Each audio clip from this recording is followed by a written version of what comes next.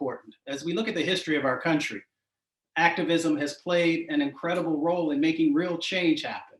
Everything from addressing women's suffrage issues and getting women the right to vote and to own land and all the things that people tried to stop folks from doing. It was activism that helped to make that change happen. In civil rights, we know it was activists. It was white brothers and sisters and black brothers and sisters and others coming together to make real change happen and to say that we have to evolve, we have to grow.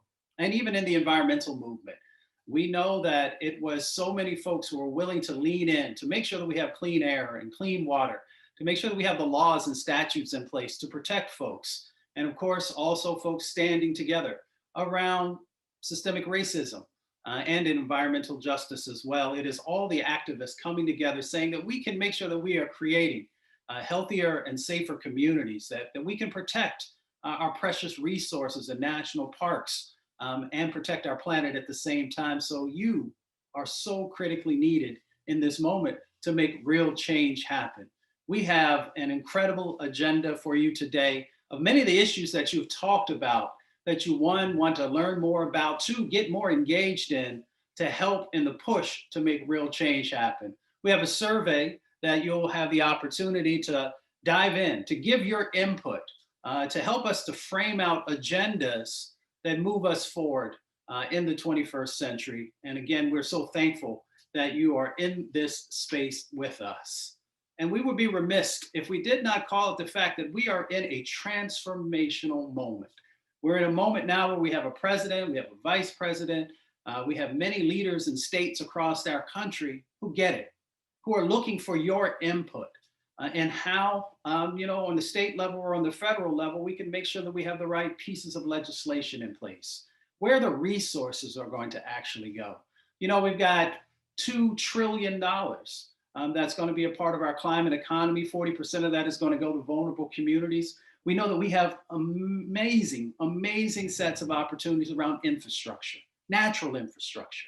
How do we utilize that to make sure that we are dealing with the climate crisis that we find ourselves in? How do we utilize that to address the million species that we're afraid we might lose if we don't lean in and get the right things in place? And how do we also help to make sure that in the natural infrastructure and many of the other areas that we are also getting people engaged in the opportunities around jobs so that we can strengthen communities across our country, both in the rural and in the urban context? You are so critically needed in this moment because you can use your smartphone, you can get on your computer, you can make phone calls, and of course, you can also engage in person once we're past this COVID-19 moment. We need you, and we know that you will continue to stand up and be there for us as we make real change happen together. And now we are incredibly blessed to pass the mic to Abby Tinsley. Thank you, Mustafa. Hi, everyone. My name is Abby Tinsley. I am the Associate Vice President of Policy and Government Affairs at the National Wildlife Federation. And I'm really looking forward to our conversation tonight because we have a lot of exciting opportunities on the horizon. Our team at NWF is ready to build on some of our major conservation victories from last Congress, including passage of the Great American Outdoors Act, the Water Resources Development Act, a really exciting energy package at the very end of last Congress. And we're looking to build on those victories and look to pass meaningful legislation to confront the many challenges facing us at this time.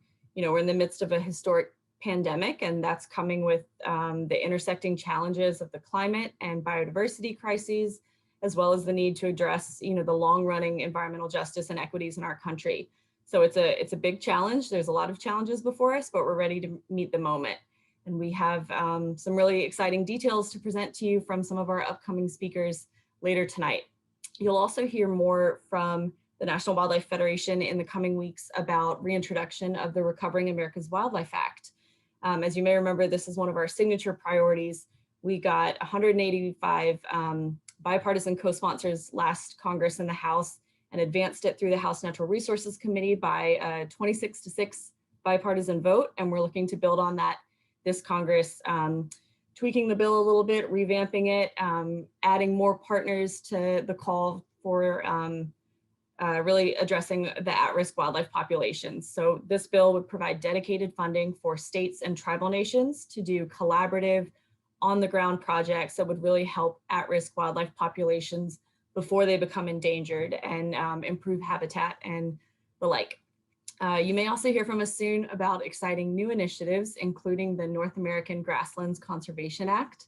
So stay tuned for more details on that proposal. And we're also going to be working a lot with the new administration on our shared priorities, including creating an enhanced and revived 21st century civilian conservation corps. The administration, as we expect, will also be working on new rulemakings to safeguard our air and water and precious public lands. And we're going to be right there making sure that there's an opportunity for community engagement and stakeholder engagement, and that these decisions are science-based. So you'll hear more from us about those many priorities and lots more to come in the coming weeks and months. But I just wanted to put on your radar that much of our work is probably going to be incorporated into negotiations and discussions around a comprehensive infrastructure package, which we expect the administration and Congress to kind of pivot to now that Congress has passed the most recent COVID reconciliation bill. This is really going to provide a big opportunity for us to get a lot of investments, particularly in the restoration and resilience type of jobs.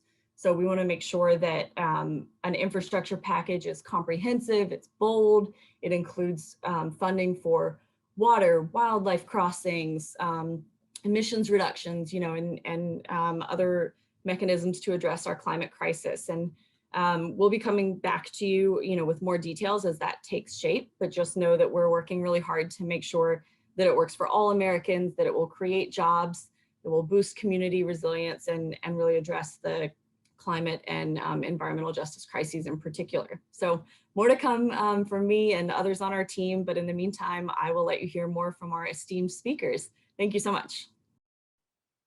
And now we're going to pass the mic to Jessica Arriens. Hello, everyone. It's great to be with you today. My name is Jessica Arriens, and I am the Senior Coordinator for NWF's Climate Energy Program based out of Washington, D.C.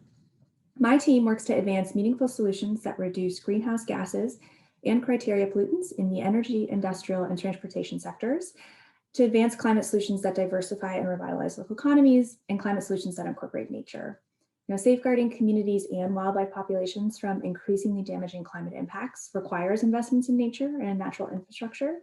And when I say natural infrastructure, I mean our forests and floodplains and grasslands, our wetlands and coasts, landscapes that provide essential services to people, wildlife, and industry. By protecting and restoring these landscapes, we can not only protect wildlife, but we can also sequester carbon, create jobs, and boost climate resilience.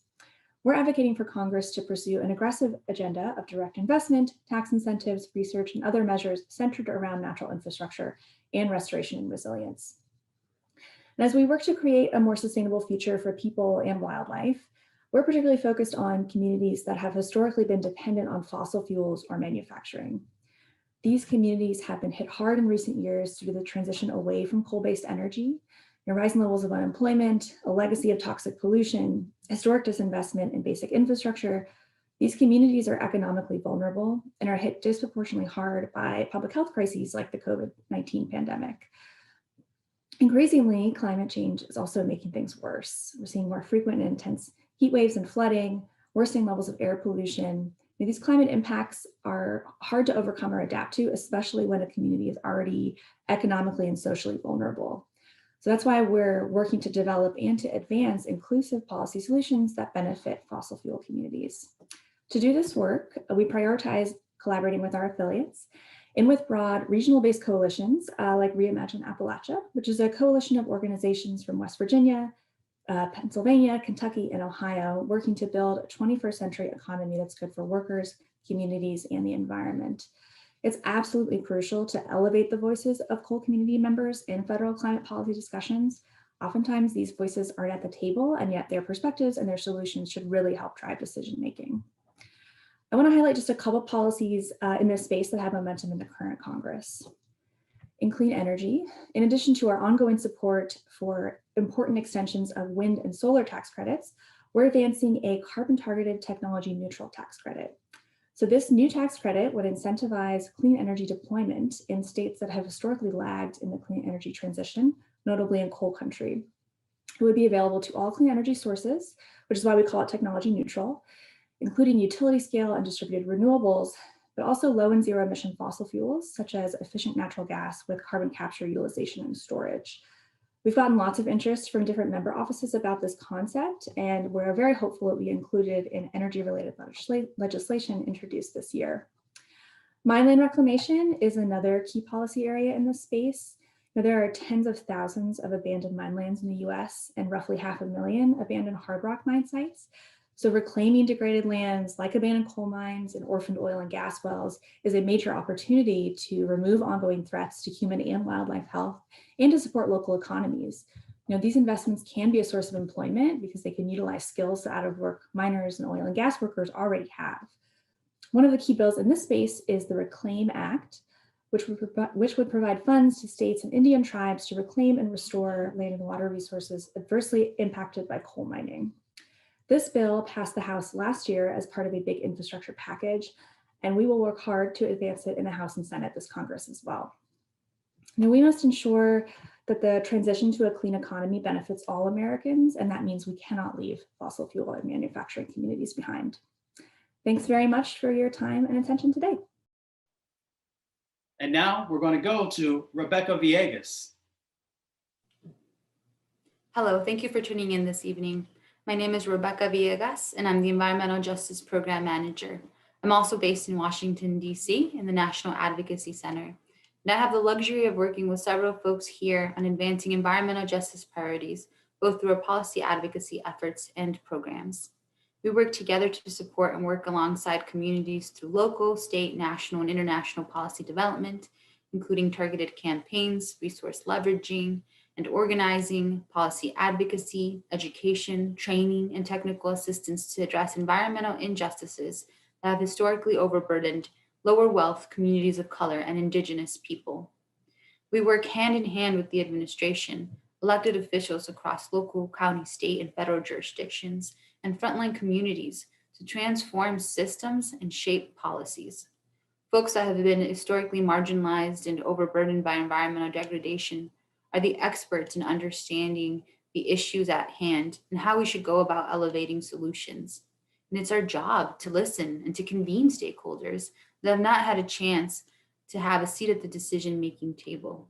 We've done this by organizing our own series of convenings, including a series of roundtables on the COVID-19 pandemic and its implications on frontline communities. These roundtables have served as a vital platform for people to build relationships with one another, share resources, discuss urgent matters, and strategize on policy recommendations. We have also endorsed and supported several environmental justice-related bills, including the Environmental Justice for All Act. The Environmental Justice for All Act was developed through frontline community engagement and includes several provisions to strengthen regulations, including the need to consider cumulative impacts in permitting decisions. The bill also authorizes necessary funds to support research, education, outreach, development, and implementation of projects to address environmental and public health issues in frontline communities. In addition to addressing legacy pollution, the National Wildlife Federation is also committed to working with frontline leaders to develop and implement tools to aid in good policy making and to ensure accountability.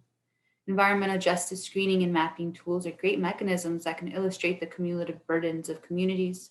They can also support community voices by providing data to back up experiences, and they can be used to support policies to ensure investments are targeted where the need is the greatest. Combined with groundbreaking legislation, such as the Environmental Justice Mapping and Data Collection Act of 2021, we can ensure that existing policies and targeted investments address frontline community needs. And now I'd like to introduce my colleague, Crystal Jennings, to dive deeper on some of the youth environmental justice related programming. Thank you. Thanks, Rebecca. Hi, I'm Crystal Jennings, Senior Manager of Youth Programs, and I'm based in Atlanta, Georgia. The National Wildlife Federation has a suite of educational programs, with Earth Tomorrow Atlanta being the longest standing youth program addressing environmental justice. Earth Tomorrow is a leadership development program and environmental justice education program for high school students. One foundational component of Earth Tomorrow is youth civic engagement. We get youth involved in taking action to address environmental justice issues in their local community. Earth Tomorrow participants are made aware of the principles of environmental justice, and they begin to support policies like the Environmental Justice for All Act, which is taking on the importance of equitable access to nature, another foundational component of Earth Tomorrow. Over the years, students have participated in days at the Georgia State Capitol, where students have had a chance to meet with their local elected officials about environmental policies, as well as taking trips to the Capitol to participate in the Youth Strikes for Climate. More recently, youth from various Metro Atlanta schools got involved in Earth Tomorrow's very first Get Out the Vote initiative, leading up to the historical Georgia Senate runoff election. Once youth have a better understanding of how policies are shaped and the direct impact policies have on their day-to-day lives, they are far more likely to stand up for what's just in their communities.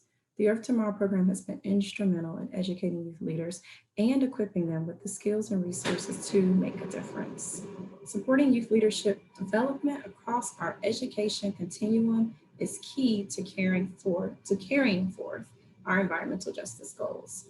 Through our Eco Leaders program for college students and young professionals, NWF has long supported the leadership development of students from HBCUs and other minority-serving institutes like Hispanic serving institutes or tribal colleges and universities. Just remember, Stacey Abrams, a graduate of Spelman College here in Atlanta, which happens to also be where I obtained my degree in environmental science from, played a big role in not just shaping policies that helped turn out over 4.4 million voters in a special election, but she demonstrated why these policies matter to everyday people. And that fight continues, which is why it's important to get youth involved now.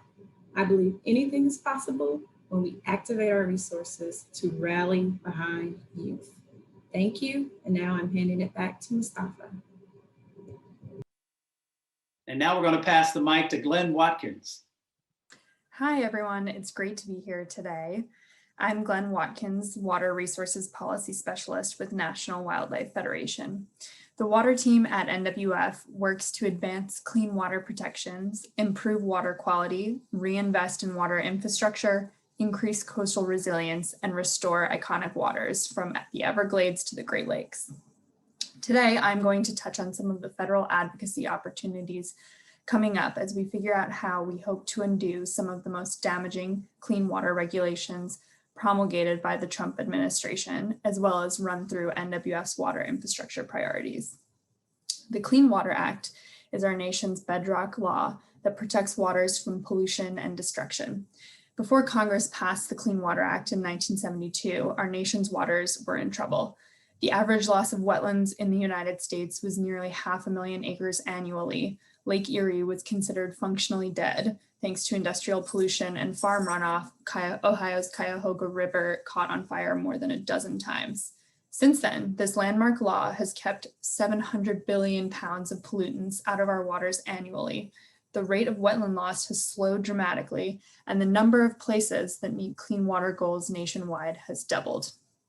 However, over the past 4 years, the Trump administration has undertaken the most severe weakening of the Clean Water Act in history, including by stripping protections from wetlands and streams and limiting state and tribal authority to protect clean water. With a shift in administration, however, we have a unique opportunity to restore and strengthen these protections for our waters.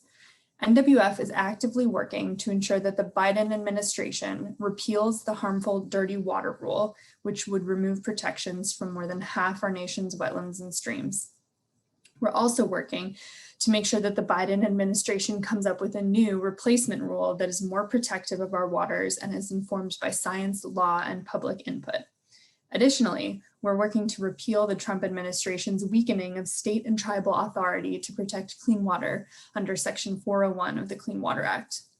As the administration develops new rules to replace these damaging Clean Water Act rollbacks, it is essential that they solicit broad stakeholder engagement, specifically ensuring the involvement of vulnerable and disadvantaged communities, including those communities that are susceptible to compromised drinking water supplies, have an increased reliance on sustenance fishing, are located near highly polluting facilities, or otherwise are at higher risk from inadequately protected waters. There will be plenty of opportunities to weigh in with the administration as they develop these rules, and we will certainly reach out to you to ask you to voice your support for clean water when these opportunities arise. Another area where NWF is working to advance clean water goals is through securing significant increases in federal funding for programs that provide loans and grants to states to help communities finance water infrastructure improvements and water quality projects. EPA estimates that we need to invest over $271 billion in maintaining and repairing our wastewater infrastructure and over $472 billion in maintaining and repairing our drinking water infrastructure over the next 20 years, just to meet current environmental and public health standards. Despite this overwhelming water infrastructure backlog, federal investments have decreased significantly over the years, leaving local communities to bear the cost of upgrading and repairing aging water infrastructure all on their own. Often, the most severe impacts are disproportionately borne by low-income communities and communities of color, and climate change and the COVID-19 pandemic have only exacerbated these existing inequities and underscored the importance of access to clean, safe, affordable water. So we're focusing on securing $10 billion for both the drinking water and clean water state revolving funds, which would not only go a huge way to putting a dent in our water infrastructure needs, but also be a really meaningful economic and job creating measure at a time when our economy needs a boost the most. Along with this funding increase, we need to ensure that all communities are able to access these funds. Loans tend to lock a lot of communities out of leveraging these resources, so we want to make sure that more of this funding is provided to communities in the form of grants. Additionally, we are also pushing for more of this funding to go towards projects that utilize green and natural infrastructure to protect water quality, enhance wildlife habitat, and protect communities from flooding. Another important piece of our water infrastructure work is to improve tribal access to clean water. The COVID-19 pandemic has had a disproportionate impact on Native American people, attributable to persistent racial inequity and lack of public health infrastructure, including access to running water. NWF is working with our partners to achieve universal access to clean water on tribal lands through securing increased funding for programs that improve water infrastructure and access, as well as improving coordination efforts across the various agencies who have jurisdiction over this issue. So we will be working very hard to advance these important issues in Congress and with the administration to protect clean water for all. Next year will be the 50th anniversary of the Clean Water Act, so hopefully we'll be able to celebrate that enormous milestone with restored protections for our nation's waters, from the smallest rivers and wetlands to the mightiest. An advisor to the NWF Action Fund based in Washington, D.C., indigenous homeland of the Nacotchtank and Piscataway people. Our team is growing civic and political power and working to mobilize action at the local level across the United States and territories to advance federal policies and make systemic change that will conserve, restore, and improve the resilience of our landscapes, waterways, and our communities. The National Wildlife Federation is America's largest grassroots conservation organization with 53 state and territorial affiliate partner organizations, so likely one near you. And we have more than 6 million members and supporters, including gardeners, birders, hunters, anglers, outdoor enthusiasts, and change makers of all kinds. And it's our mission to unite all Americans, all people who call America home, to ensure that wildlife and people thrive. And as you heard, there is a lot of work to do. And our members and our partners have been rising to the challenge. Despite the pandemic and the virtual world that we find ourselves in right now, we've actually been able to do and accomplish so much together in the past year. And in some ways, we've been even more connected and more committed to making positive change than ever. We know the impact of rising up and using our voices and our votes to demand and drive action in Washington and across the country. And our members and our partners are signing petitions online, writing letters, making phone calls, joining town halls, and meeting virtually with members of Congress. They're using social media to communicate with elected officials and decision makers. We're telling our stories. We're lifting up voices to share our priorities and our perspectives through podcasts and artwork and photography and blog posts and letters to the editor and editorials in hometown newspapers. We're emailing, we're calling, we're Zooming, we're reaching out to our friends and our families and our communities. And when it's safe again, we will gather in person again for rallies and public hearings and community events and tours of the places and people that are changing and making change in our country. But it's going to take more. We want to deepen our relationships with you, our members, and we want to grow and transform our federation through increased partnership with and more active engagement with impacted communities. And by living the values of inclusion, equity, and justice, we need to build a larger, more diverse and intersectional campaign and organization that meets the many real challenges that people are facing today. And at the same time, we're working to create smaller, more intimate spaces for real dialogue, real talk, and collaboration within communities. No matter your political party, your race, religion, citizenship, gender identity, sexual orientation, ability, age, we want to work with you. We want to empower you. We want to learn from you in support of our interdependent needs of wildlife and of people. So we've created a survey, a brief survey. We want to get to know you and the conservation issues that matter most to you, and the types of activities and events that you're most interested in or what you're already doing, and how we can provide resources, trainings, and tools or partner with you. And would you like to see more briefings like this one, or to meet with other National Wildlife Federation activists in your state? Or to receive more emails or texts when there are opportunities to take action or to learn something new.